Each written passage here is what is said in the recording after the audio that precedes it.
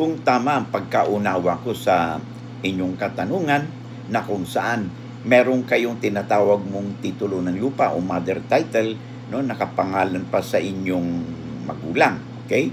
At kayo ay in possession doon sa nasabing lupa and matagal na kayo nakatira doon, ano? And then later on, na-discover ninyo na nagkaroon ng tinatawag ninyong double title, no, titling. So, kung tama pagkaintindi ko sa kwento mo, ang lupa ninyo na may titulo ay nagkaroon din ng another title involving the same land, the same property, the same yung title number, the same yung lot number. Okay?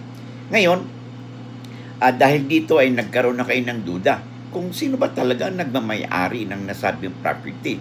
Pero ang kagandahan sa inyo ay huwag kayong bumitaw dyan sa lupa kasi kayo ay in possession. Ang maaari ninyong gawin, okay, ay makipag-ugnayan kayo sa lawyer upang sa ganun makapag-file kayo ng petition, no, or complaint for quieting of title or removal of doubt of the title upang sa ganun dadalhin ninyo sa korte ang inyong usapin upang sa ganun magkaroon ng paglilitis, no, kung sino ba ang totoong may titulo, ang totoong may integridad ang titulo.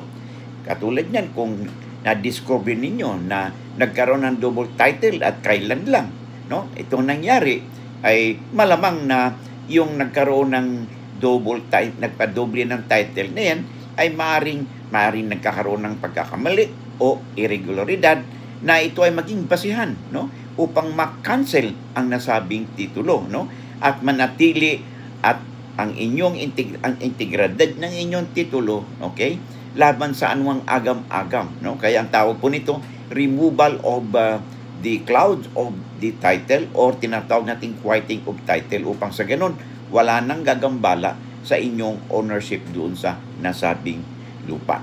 Makipag-ugnayan kayo sa lawyer or further assistance. Lamang na kayo pag may alam sa batas.